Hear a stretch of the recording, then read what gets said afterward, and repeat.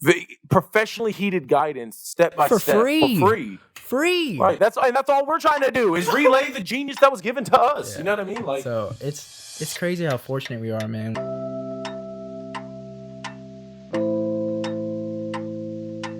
Right. Do you feel like for example, because when I go 24. The most I've gone is like 47 hours, and I didn't go 48, bro. 47? That's like, literally the same exact time that I've gone. Swear to bro, what? But mine, did I tell you about mine? So mine was it started immediately after I took an actuarial exam back in 2019 in October. And so this exam, I didn't get my results right away, and I thought I performed poorly. So I was like, all right, like, you don't deserve to eat tonight. Like, just don't eat. And then the next day, I was like kind of sulking low key. Right. And so I was like, man, you still don't deserve to eat. Right. You should have studied more. Like, you should have studied more. You could eat if you just studied more. Right, literally. But then the following day was a Sunday, and it was the Chiefs game. It was a Sunday night game, and I was like, all right, low key, just eat some nachos. Right. Like, all right, it's Chiefs. Like, just chill. The exam is now pat. Like, you're good. Okay, so but after.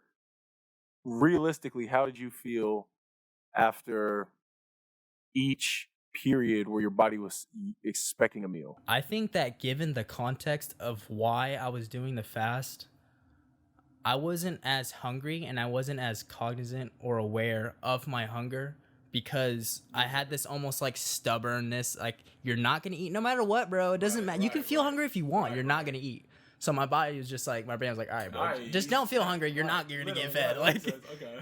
So I think that it's definitely variable, and there are a lot of things at play. Okay. But I feel like if I was just doing it just to do it, that would be a lot more difficult. Right. Just because you're like, bro, why am I doing this? Right. Literally. I could literally just go to McDonald's and get some McChickens, or go to Chipotle and get a bowl.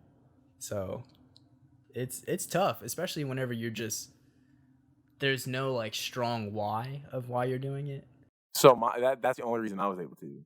But when I got to 48 hours, it was when I was at 47, and I was like, I was under the false pretenses that I hit 48. But when I went back and looked, I remembered that I started an hour later than I initially thought I did.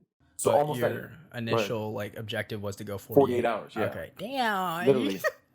Dog, 1 hour? You don't understand how pissed I was. I literally was when like, was yeah, this? Let's go. This is real, bro. When I was writing the book, I legit, out of honor for all the priests and rabbis and everybody that came before me and all the shamans of days past, I was like, what was something they had in common? And the common trait that all of them had was some form of asceticism. And asceticism is just the giving up of earthly pleasures, including food. So that's why there's always this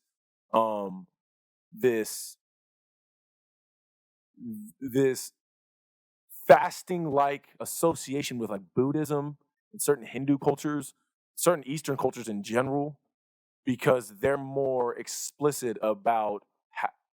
Islam is the only real. I consider that Eastern still, but fasting in its like broad sense is just going without. It doesn't necessarily have to be the food. Going so without, yeah, I get what you're saying. Right, yeah. Exactly. So food itself is like the most it's like the most disciplined form of asceticism, because you're giving up not only earthly pleasure, shit that doesn't matter, like physical stuff, clothes and stuff. You're giving up the shit that literally fuels you, that your life depends on, which is that food. So most like in Islam, you can't eat all day or drink all day, and then at only a certain points at night can you eat and drink. Point is, when I was doing my due diligence and I was participating in asceticism, I said, okay, I knew how many chapters the book was at this point. So I knew the book was 6 chapters. And I had a certain numerological identity with the number 6, let's say, right? Just because it's a good number. It's a good ass number, 3, 6, and 9, right? So every number honestly has like a deeper sort of cosmological implication, which is dope. But numerologists give a lot of credence to the number 6 because it's the first perfect number. It's truly the first perfect number. If you go into like the actual defining of numbers in mathematics and arithmetic. The hexagon. Hexagon, bro. Dude. Hexagonal packaging. I mean, think about honeycombs bees and honeycombs. Like the hexagonal packaging bro. is the most efficient way. And the chemical like compound. Compounds, it's hexagonal packaging. If you think about water droplets, if you have one bubble and then you put another bubble, if you literally have one, if you have one bubble and then another bubble, it creates a 180-degree division. If you add a third bubble, it creates a 120-degree division between 3 points.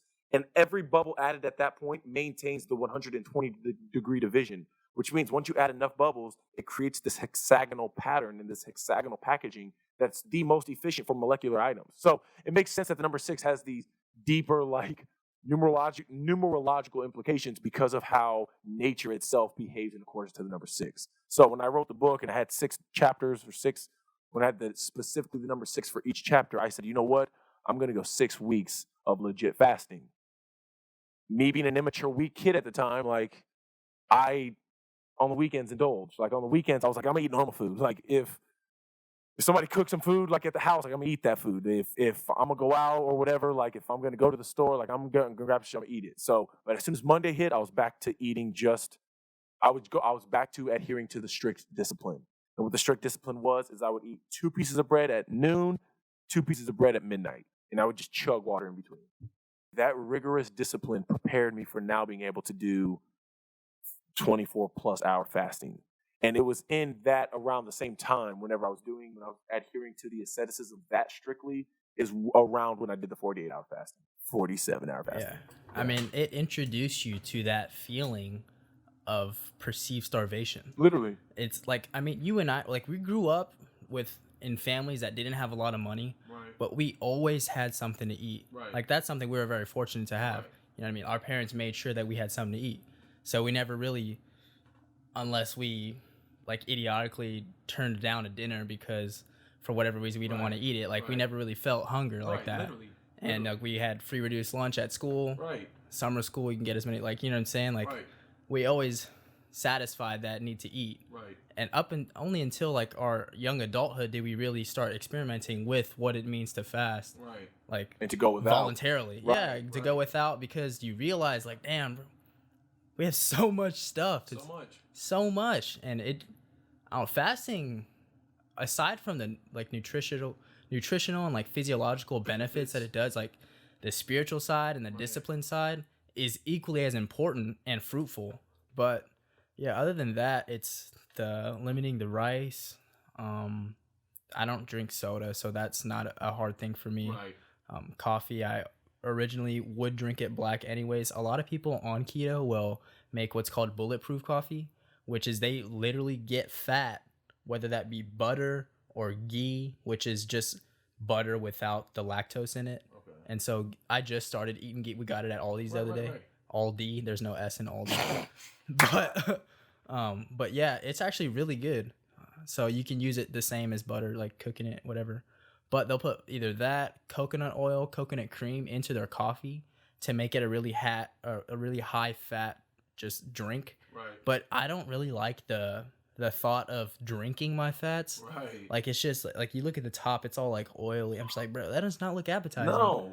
But do you think there low-key is a difference in consuming it that way versus consuming it with a food that it can then bind and attach all of that to? Like, you know I don't think there's or does that even matter? I don't think there's like a digestional or nutritional difference because you're like either way you're consuming it. I didn't know if your body truly discriminated against receiving fat more bare, let's say, as opposed to being attached with, let's say, some other sort of nutrients. I think by the time you like chew it up and swallow it in your stomach, it's like low key, it's all the same. Gotcha. Okay. Kind of like low key, but I'm sure there's a lot of like minutia and granularity that happens to like, oh, this actually behaves this way because of this. Or it's like, at this point, I don't really care to know all that. But I just need to cover the big bases. But you should to the degree of, like, for example, I didn't realize when I was breaking fast on intermittent fasting that I was breaking fast with hella fats and carbs. So, like, I didn't realize that it made a difference based off of so when you break fast, because your insulin is hella low, the minute you break fast, it spikes that insulin up again. And as soon as my insulin was spiked, your body, correct me if I'm wrong, because you're more of a nutrition guy, but your body is literally, like, your cells are hyperinflated and they're ready to absorb some shit. So your cells are ready to have those carbs, activate them, and essentially open them up to receive whatever is incoming once you've broken that fast. So usually if you only have the carbs and the protein, then that will both get absorbed into those cells. But if you break it with carbs, protein, and fat, those fat will also get into the cells and will turn into visceral fat. I don't know the actual like science on it. I just know fundamentally that's why you do not break fast with fat and carbs. You want to break it with only one or the other. Because if you break fast with fat and protein, the fat or the cells, because it has no carbs to essentially open up and absorb, the fat and the protein essentially weeds around the cell or something like that. I don't know how it works. I just know fundamentally by knowing the minutia to that degree, it better prepares you to not make a mistake, which I was making for the longest, breaking fast with fat and carbs. No doubt, but that's, dude. And then when you get to talking, like, you say that to the average person, they're like, bro, F all that noise. Right. Like, I ain't messing with that. Right. So it's like for the normal person, like, just, you don't got to worry about that. But you do if you're going to be intermittent fasting. Like, when I was intermittent fasting for a year and a half, breaking fast with chili. You know what I mean? Like, I was literally breaking fast with chili and crackers. Like, hella fat, hella carbs, hella, like, BS. And I didn't realize that I was low-key doing my body more of a detriment by allowing all that visceral fat to build up through that. Where? You said what? Visceral fat where? Well,